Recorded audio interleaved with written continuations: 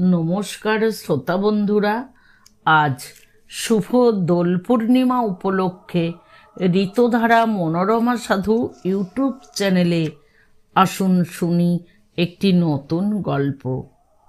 আজকের গল্পের নাম অরণ্য স্বপ্ন। লিখেছেন প্রেমেন্দ্র মিত্র। শিরীষ গাছে পাউডার পাপের মতো থোপা থোপা ফুল আর ইউক্যালিপটাসের গাছের পুরনো পাতলা বিবর্ণ বাকল কুঁকড়ে যাচ্ছে উঠে, আর পলা গাছে একটিও পাতা নেই। তলায় রাঙা ফুল ছড়ানো রাঙা মাটির ওপর। সব ঘাস এরই মধ্যে গেছে শুকিয়ে, বেরিয়ে পড়েছে এখানকার কঠিন মৃত্তিকার উলঙ্গ রক্তিমা। নদীটি নিঃশব্দে গেছে মরে। বিধবা বালির নিরশ্রু শোক শুধু দিগন্ত থেকে দিগন্ত পর্যন্ত বিস্তীর্ণ। তারই ওপারে শালবন, বসন্তের পুষ্পিত শালবন। শুভ্র সুরভিত কুয়াশা যেন নেমেছে অরণ্যের ওপর। এই এখানকার বসন্ত, এই বসন্তের ঐশ্বর্য অল্প। বৈশাখের বৈরাগ্য যেন এরই মধ্যে তার মনে লেগেছে। তবু একে কিংবা তাই একে সহজে উপভোগ করা যায়, উপভোগ করা যায় তীব্রভাবে। শুধু উপকরণের আতিশয্যে মন পীড়িত হয় না বলে নয়, এ বসন্ত বৈশাখকে স্মরণ করিয়ে দেয় বলেও।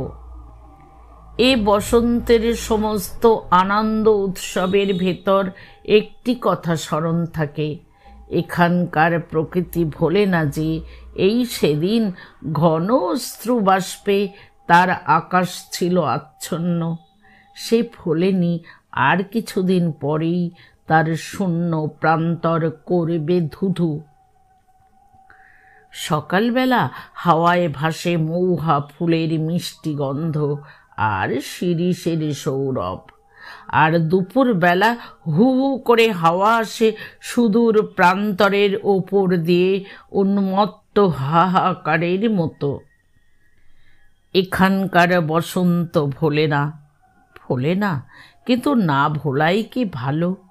কি লাভ আর রজনীর অশ্রু মিশিয়ে আজকের সুরায়? তার চেয়ে একেবারে আত্মবিস্মৃত হওয়া, উপস্থিত মুহূর্তে নিজেকে নিমজ্জিত করে দেওয়া, সেই কি ভালো নয়? হয়তো ভালো, হয়তো নয়, কে জানে। সবাই কিন্তু তা পারে না। অশ্রুর সঙ্গে সুরা তাদের মেশাতেই হয়। এক হাতে সেফটি রেজার আর এক হাতে আয়না ধরে পুরন্দর অনেকক্ষণ ধরে দাড়ি কামাবার কসরত করছে। দাড়ি কামানোটা তার কাছে একটা অত্যন্ত বিরক্তিকর অথচ অপরিহার্য কর্তব্য। প্রতিদিন সকালে উঠে এই কর্তব্যটির কথা মনে করে তার ভয় হয়। সভ্যতার এই উপদ্রবের বিরুদ্ধে তার মন করে বিদ্রোহ, কিন্তু শেষ পর্যন্ত সে আত্মসমর্পণই করে। এমনি তার স্বভাব বুঝি অনেক বিষয়েই। স্বভাবত সে থাকতে ভালোবাসে অগোছালো এলোমেলোভাবে। বাইরের কে তার দূরস্থ থাকার খুঁটিনাটি কাজে নিজেকে ব্যয় করতে তার ভালো লাগে না। মনে হয় এসব নিরর্থক, এসব অপব্যয়। কিন্তু তার মনের আর একটা দিক আছে, সেই দিকের শাসন সে না মেনে পারে না। মানা তার অভ্যাস হয়ে গেছে।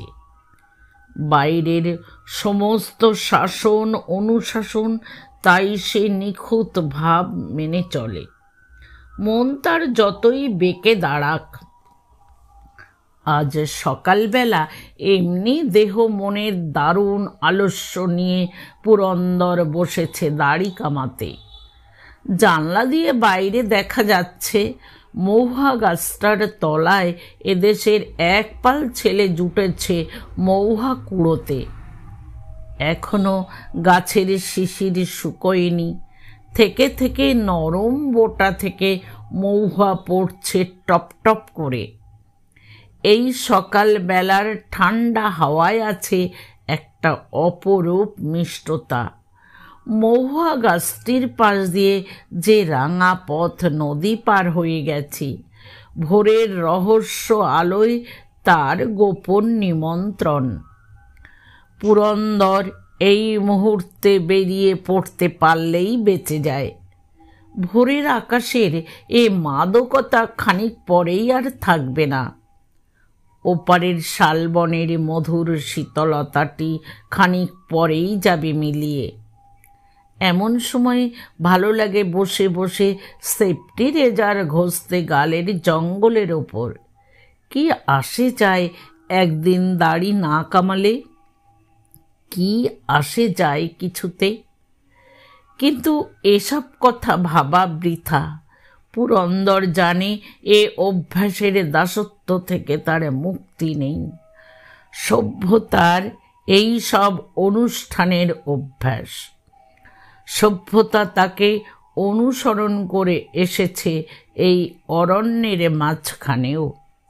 এখানে নিজের সামনেও সে নিজেকে সম্পূর্ণভাবে ছেড়ে দিতে পারবে না, পারবে না কোনো বিষয়েই।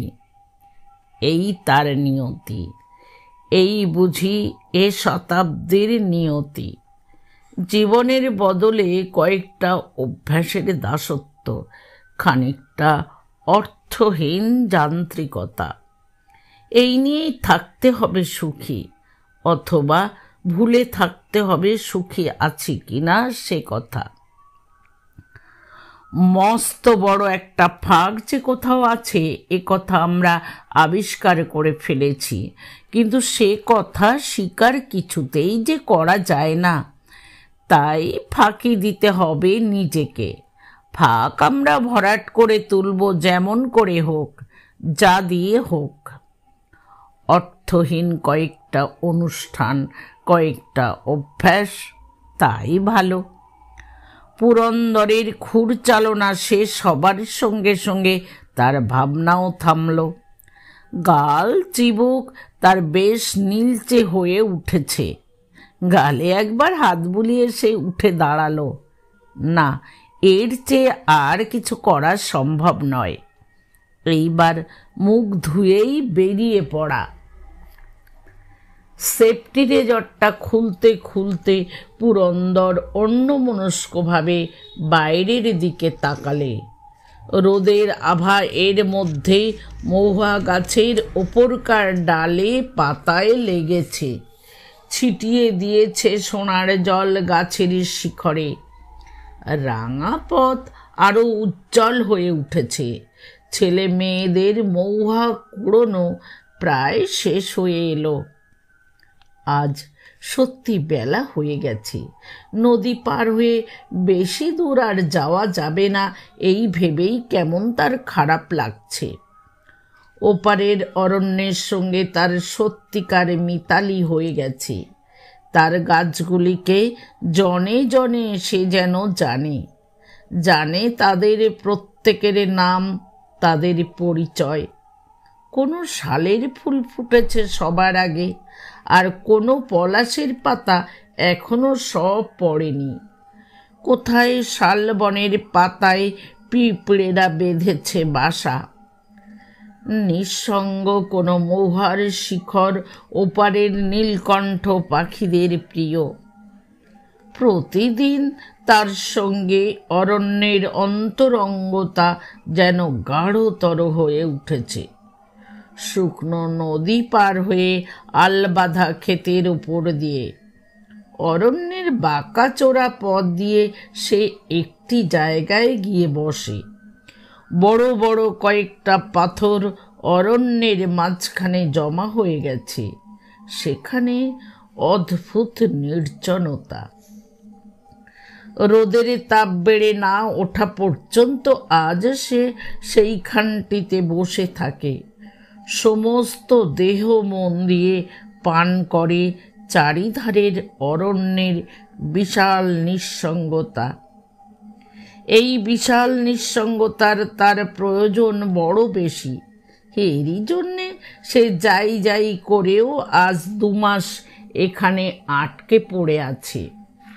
এসেছিল শীতের দিনে, তখন নদীতে একটি ক্ষীণ মন্থর রূপালী ধারা বইছে। বরফের মতো শীতল সে ধারা, শানিত ছুরির মতো হাওয়ায় একটা ধার।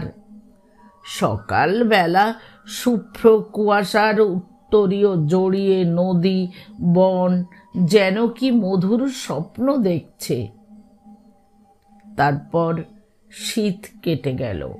সকালবেলার সে শুভ্র কুহলি গুণ্ঠন প্রকৃতি খুলে ফেললে আর যেন তার সংকোচ নেই। পুষ্পে পত্রে গুঞ্জনে অরণ্য মুখর হয়ে উঠল। নদীর ধারা এলো শীর্ণ হয়ে, ধীরে ধীরে গেল শুকিয়ে। এমন দিনে পুরন্দরের সঙ্গে সুনন্দার দেখা হলো দ্বিতীয়বার।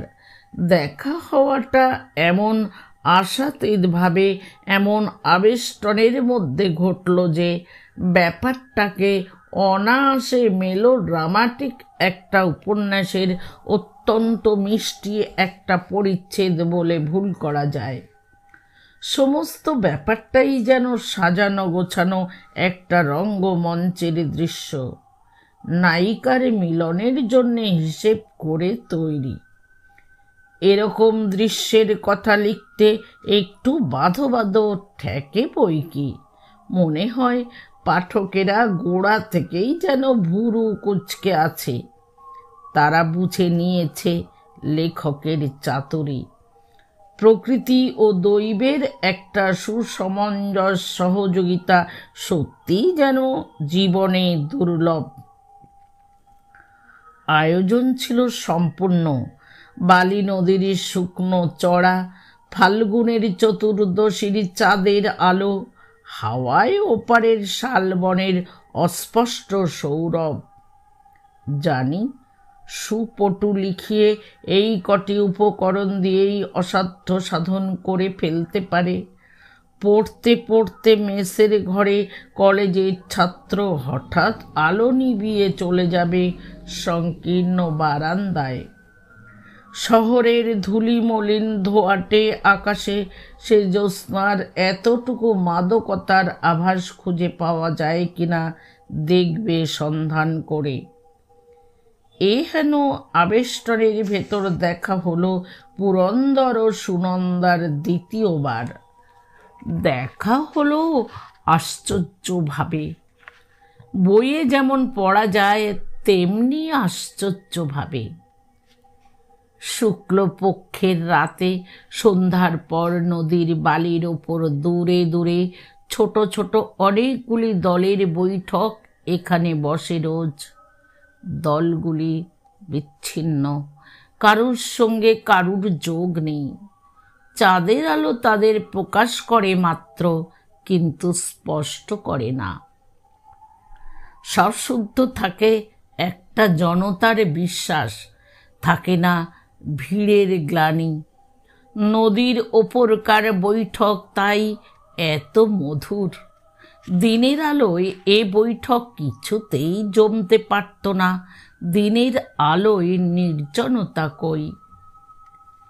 এই বালি নদীর বৈঠকে সমস্ত শুক্লপক্ষ ধরে পুরন্দর ও সুনন্দা বিচ্ছিন্ন থাকতে পারত। বিচ্ছিন্ন দলে থেকে পরস্পরের সম্বন্ধে অজ্ঞ থাকবারই তাদের কথা। শুক্লপক্ষ তাহলে অমনি যেত কেটে। তারপর ভেঙে যেত বালি নদীর জটলা। সময় উত্তীর্ণ হলে পুরন্দর ফিরে যেত কলকাতায়, আর সুনন্দা থাকতো তার জীবন নিয়ে আলাদা। এ কাহিনী আর লেখাও হতো না। কিন্তু এইখানেই দৈবের মেলোড্রামাটিক প্রবেশ। চতুর্দশীর চাঁদ প্রায় মধ্য গগনে উঠেছে। পুরন্দর তার আস্তানায় ফেরবার জন্যে উঠে পড়েছে। চারিধারে অন্য অনেক বৈঠকও ভাঙতে শুরু হয়েছে। যে দলে ছোট ছেলে মেয়ে আছে, শোনা যাচ্ছে তাদের হাঁকাহাঁকি। এমন সময়ে পুরন্দরের গায়ের ওপর কি একটা এসে পড়ল। কাছেই একটা নাতি ক্ষুদ্র দলের অস্তিত্ব অনেকক্ষণ ধরে টের পাওয়া যাচ্ছিল। ছেলে মেয়েদের কলরবে, উচ্চ হাসিতে। তারপরে যে কেউ এটা ছুঁড়েছে তাতে আর ভুল নেই। পুরন্দর সেটা কুড়িয়ে নিলে ছোট একটি মেয়ের জুতো, সেটা ফিরিয়ে দিতে যাবে কিনা ভাবছে। এমন সময় কলরব করতে করতে তারা এদিকে আসছে বোঝা গেল। চাঁদের আলোয় এবার তাদের দেখা যাচ্ছে স্পষ্ট। ছোট কটি ছেলে মেয়ে কলহ বাঁধিয়েছে। বড় একটি মেয়ে তাদের শাসন করছে। তুই ওর জুতো ছুঁড়ে ফেললি কেন? বাহ, ও আমার জুতো লুকিয়ে রাখবে কেন? তা বলে তুই ফেলে দিবি? এখন খুঁজে পাই কোথায়? আমি এই দিকেই তো ফেলেছি। বেশ করেছ, এখন সমস্ত রাত এই নদীময় খুঁজে মরি। নিচের দিকে চেয়ে খুঁজতে খুঁজতে তারা অত্যন্ত কাছে এসে পড়েছে। পুরন্দরকে দেখতে পায়নি এখনো। পুরন্দর কথা কইতেই তারা চমকে উঠল প্রথম। পুরন্দর একটু হেসে বললে, কিছু মনে করবেন না, জিজ্ঞাসা করছি বলে। আপনারা কি কিছু খুঁজছেন? কেউ প্রথমটা কথা বলতে পারল না। পুরন্দরই আবার হাতটা তুলে বললে, সম্প্রতি এইটি আমার পাবার সৌভাগ্য হয়েছে। তার কথা আর শেষ করতে পারল না। ছোট মেয়েটি সানন্দে চিৎকার করে উঠল, ওই তো আমার জুতো। ছেলেটি বললে, কেমন পাওয়া গেল তো?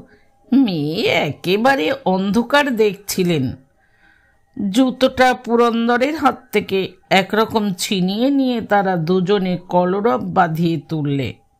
কিন্তু পুরন্দর ও মেয়েটি তখন হঠাৎ অদ্ভুতভাবে স্তব্ধ হয়ে গেছে। অনেকক্ষণ বাদে মেয়েটি শুধু বললে, তুমি? পুরন্দর বললে, এমন করে দেখা হবে ভাবিনি সুনন্দা। গোড়ায় নিশ্চয়ই একটা ইতিহাস আছে, কিন্তু আমার গল্প তা নিয়ে নয়। পরে এর অনেক পরিণতি হয়তো হবে, তার সঙ্গেও আমার কাহিনীর সম্বন্ধ নেই। এই গল্প শুধু তার পরের একটি দিন নিয়ে। এই দুজনের প্রেমের ইতিহাসের একটি অসাধারণ পাতা শুধু এখানে মেলে ধরব। সেই দিনটিকে ভালো করে বোঝবার জন্যে আগের কাহিনী সংক্ষেপে বললেই চলবে। বাকিটুকুর জন্য পাঠকের অনুমানই যথেষ্ট। প্রেমের কাহিনীতে অধিকাংশ বর্ণনাই বাহুল্য। পাঠকের মনে তার অধিকাংশ আগে থাকতেই লেখা থাকে। পুরন্দর ও সুনন্দা একদিন পরস্পরের অত্যন্ত কাছাকাছি এসেছিল। যত কাছাকাছি এলে সমস্ত পরিচিত পৃথিবী অপরূপ হয়ে ওঠে। চেনা মানুষের ওপরে নামে অপরূপ রহস্যের আবরণ। জীবনের গভীরতম অর্থ উদ্ঘাটিত হয়েও বিস্ময়কর হয়ে থাকে তত কাছাকাছি। তারপর কেন যে তারা বিচ্ছিন্ন হলো তা নির্ণয় করা কঠিন। জীবন অঙ্কশাস্ত্রের অনুশাসন ধরে চলে না। তার সমস্ত কার্যকলাপ নির্ভুলভাবে হিসাব করা যায় না। সব জায়গাতেই থাকে অপ্রত্যাশিত ফাঁক। পুরন্দর গেল বিদেশে কঠিন কোনো ব্রত নিয়ে। সুনন্দা রইল দীর্ঘ প্রতীক্ষায়। দুজনার মধ্যে রইল অনন্ত নিষ্ঠার শপথ। কিন্তু হায়, মানুষের হৃদয়কে ব্যঙ্গ করাই যে নিষ্ঠুর ভাগ্যের খেলা, কে জানে পুরন্দর বুঝি গেল ভুলে। সুনন্দা কি হতাশ হয়ে উঠল দীর্ঘ প্রতীক্ষায়? কিছুই বলা যায় না। তারপর দীর্ঘকাল বাদে দুজনের এই দেখা, চতুর্দশীর চাঁদের আলোয় বালি নদীর বিস্তীর্ণতায়। তারপর কি হলো বিশদ করে বলবার দরকার নেই। একটি দিনের একটি ঘটনাতেই হয়তো তার আভাস মিলবে। পূর্ণিমা পার হয়ে চাঁদ আজকাল বিলম্বে দেখা দিতে শুরু করেছে। বালি নদীর বৈঠক আর বসে না। সন্ধ্যা হতেই গাঢ় অন্ধকার নেমে আসে। বিকালবেলা পুরন্দর একলাই বেরিয়ে পড়েছিল। বালি নদী পার হয়ে চলেছিল ওপারের অরণ্যের দিকে। সন্ধ্যার অন্ধকার নেমে আসবার আগেই ফিরে আসা সম্ভব হবে কিনা সে চিন্তা তার নেই। নদী পার হয়ে বনের ভেতর দিয়ে সে ধীরে ধীরে চলেছে। হঠাৎ পেছনে শুকনো পাতার মরমর শব্দ। সে পেছন ফিরে তাকালো, তারপর অবাক হয়ে দাঁড়িয়ে পড়ল। পেছনে যার পায়ের শব্দ শোনা যাচ্ছিল সে এবার কাছে এসে দাঁড়ালো। সংকুচিতভাবে প্রথম বললে, তুমি এদিকে বেড়াতে আসো তা তো জানতাম না। দুজনে ধীরে ধীরে পাশাপাশি চলতে আরম্ভ করেছে। শুকনো পাতার মরমর শব্দ ছাড়া খানিকক্ষণ আর কোনো আওয়াজ পাওয়া গেল না। তারপর পুরন্দর বললে, জানলে কি এদিক দিয়ে আসতে না তো? সুনন্দা চুপ করে রইল। তারপর হঠাৎ যেন শক্তি সঞ্চয় করে দৃঢ়স্বরে বললে, কি লাভ এসব কথা বলে? তুমি জানো কেন এদিকে এসেছি? তুমি জানো এমন করে আসার জন্যে কতখানি দুঃসাহস আমার দরকার? তারপর একটু থেমে বললে, কেন তুমি এড়িয়ে থাকছ এমন করে? আবার শুধু শুকনো পাতার শব্দ, অরণ্যে কয়েকটা পাখির ডাক। পুরন্দর বললে, যেন অনেক কষ্টে। এড়িয়ে আমি কিছু যাচ্ছি না সুনন্দা, তুমি ভুল করছো। আমি শুধু নিজের পথের নির্দেশ মেনে চলতে চাইছি। তোমার পথ কি এত দূর হয়ে গেছে? হয়েছে, হওয়াই ভালো সুনন্দা। পথ যেখানে আলাদা হয়ে গেছে সেখানে জোর করে মেলাবার চেষ্টা করা শুধু বেদনাময় নয়, নিষ্ফল। অরণ্যের কোনো গোপন আশ্রয় থেকে একটা ঘুঘুর ডাক শোনা যাচ্ছে। ঘুঘুর ডাক নয়, মনে হয় সমস্ত অরণ্যের ওই যেন কাতর মধুর কণ্ঠস্বর। সুনন্দা বললে, আমি কিন্তু কদিন ধরে তোমার দেখা পাবার চেষ্টা করছি। শেষ পর্যন্ত নির্লজ্জ হয়ে আজ এত দূর এসেছি। এর উত্তরে কিছু নেই বুঝি? কাছের একটা পত্রহীন পুষ্পিত পলাশ গাছকে ঘিরে কয়েকটা ভ্রমর স্তব গুঞ্জন করছে। খানিকক্ষণ শুধু তারই শব্দ শোনা গেল। সুনন্দা আবার বলল, পথ আলাদা হয়ে গেল কার দোষে? সে কথা আর তুলে লাভ কি সুনন্দা? দোষ তো আমি কাউকে দিচ্ছি না, তোমাকেও না, নিজেকেও না। আমি এইটুকু এতদিনে বুঝেছি সুনন্দা, আমাদের নিজেদের হাতে কোনো অধিকার নেই। আমাদের জীবনে ছক্কাটা থাকে, আমরা তাই ধরে চলতে বাধ্য হই গো। আর মিছিমিছি নিজের ইচ্ছার স্বাধীনতা নিয়ে উল্লসিত বা হতাশ হয়ে মরি। অরণ্য আরো ঘন হয়ে আসছে। দুজনকে পাশাপাশি চলবার জন্যে আরো কাছে ঘেঁষে আসতে হচ্ছে। সুনন্দা বললে, কথা দিয়ে সব কিছু ঘুলিয়ে দেওয়া যায় না। না, শুধু কথা নয় সুনন্দা, এই হলো সত্য। জীবনকে একদিন বিনা প্রতিবাদে গ্রহণ করতে শিখতে হয়। যখন প্রতিবাদ করার ইচ্ছা থাকে না তখন। তাই জন্যেই তুমি কোথায় ছিলে, কবে ফিরলে তার সংবাদটা পর্যন্ত দাওনি। বলেছি তো সুনন্দা, সেসব কথা তোলা বৃথা। তাতে শুধু তর্ক বেড়ে যাবে, মীমাংসা কিছু হবে না। আমি বলবো, ফিরে এসে তোমার খোঁজ পর্যন্ত পাইনি। তুমি আরও অনেক কথা তুলবে, কিন্তু যা হয়ে গেছে তা বদলানো যাবে না, তার কারণও খুঁজে পাওয়া যাবে না। সূর্য অস্ত গেছিল আগেই। বনের ভেতর নেমে আসছে অন্ধকার। কুলায় প্রত্যাগত পাখির ঝটাপটি আর চিৎকার শোনা যাচ্ছে নানা গাছের মাথায়। সুনন্দা আরেকটু কাছে ঘেঁষে এলো পুরন্দরের। তর্ক করতে আমিও চাই না, কিন্তু যা হয়েছে সেইটিকেই শেষ বলে কেন তুমি নিচ্ছ? সেটা শেষ নয়, নতুন আরম্ভ হতে পারে ইচ্ছে করলে। ইচ্ছে করলে কিছু হয় না, শুধু জটিলতা বাড়িয়ে তোলা হয়। না না, অমন করে তুমি বলো না, এখনো সব বদলানো যায়। আমি যদি সাহস করতে পারি, তুমি কেন পারবে না? সুনন্দার কণ্ঠস্বরে তীক্ষ্ণ ব্যাকুলতা। পুরন্দর চুপ করে রইল।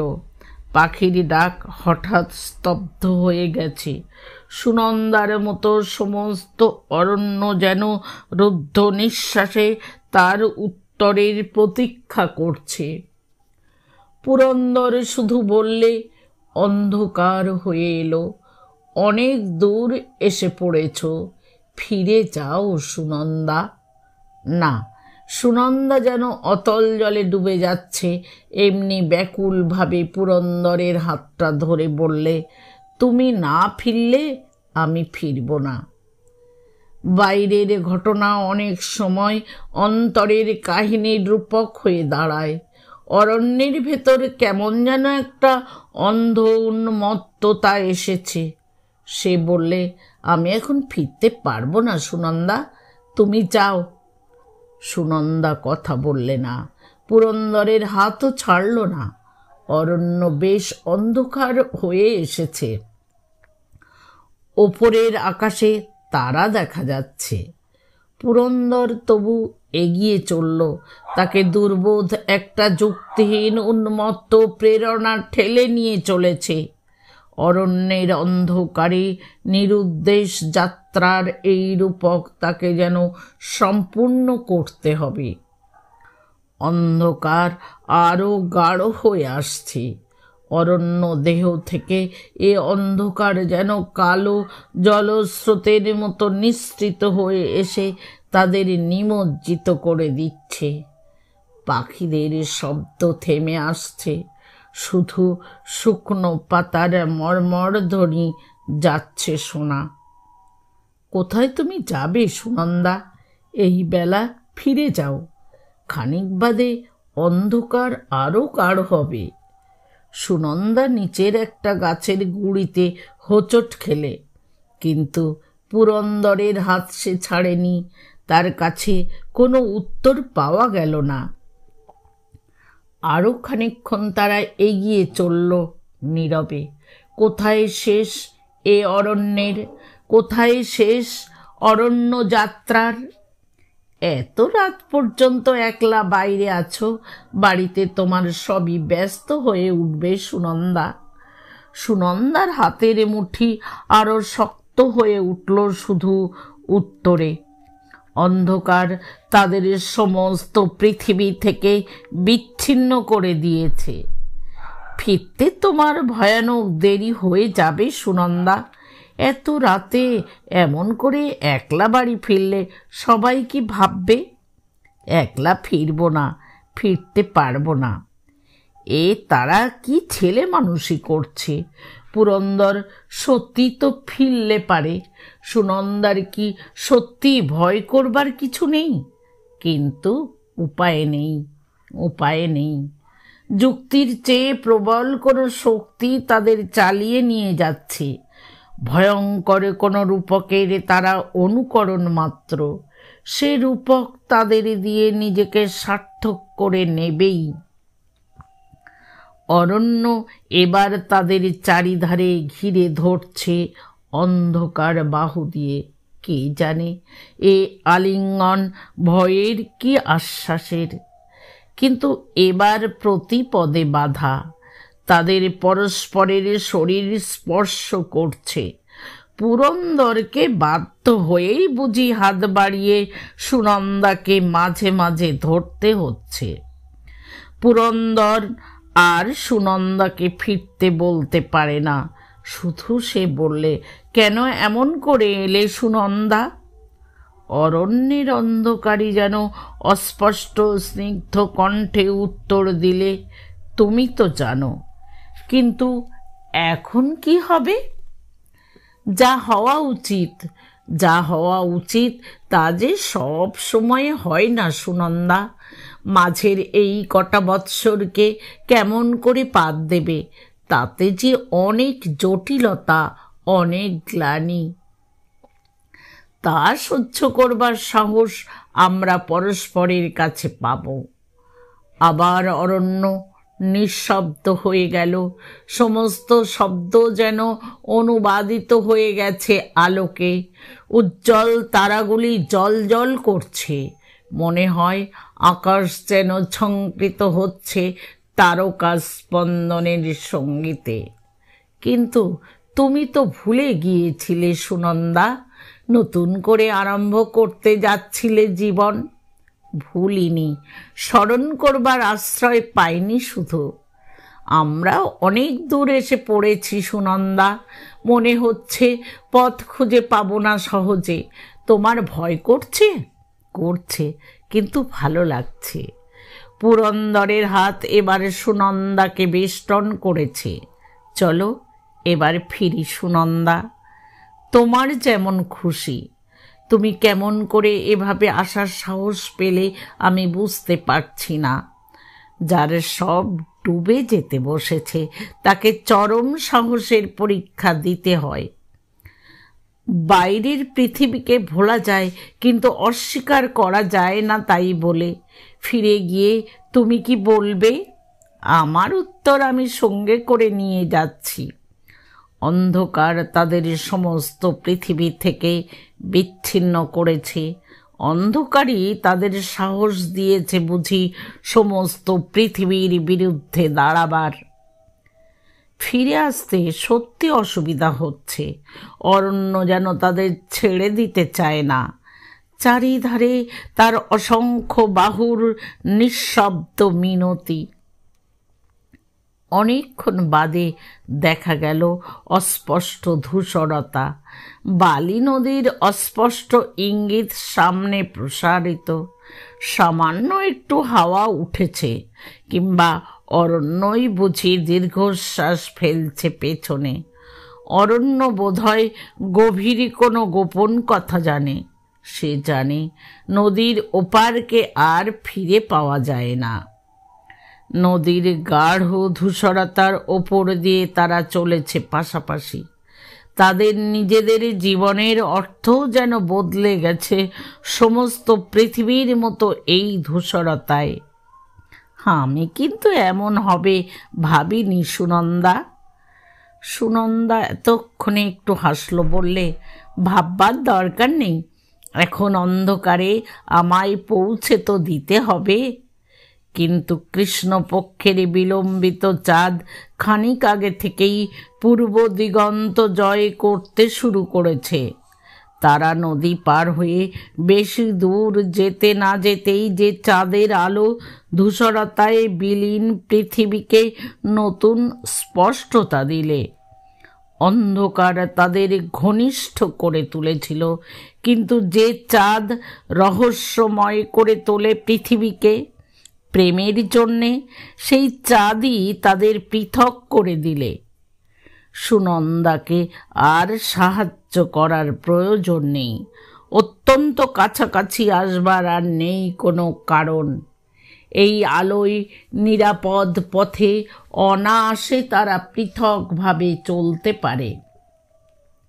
দূরে নগরের আলো দেখা যাচ্ছে, সে আলো স্থূল প্রয়োজনের আলো, সে আলো অরণ্যের রহস্যময় ঘনিষ্ঠতার সার্থকতায় সন্দেহ জাগায়। দুজনে অনেকক্ষণ নীরব ছিল। এবার পুরন্দর বললে, এই আমার যাবার পথ সুনন্দা। সুনন্দা ব্যথিত বিস্ময়ে বললে, তার মানে? পুরন্দর নিঃশব্দে দাঁড়িয়ে রইল খানিক। দীর্ঘ হয়ে তাদের সামনে ছায়া পড়েছে চাঁদের আলোর। সেদিকে চেয়ে বললে, আর অন্ধকার নেই।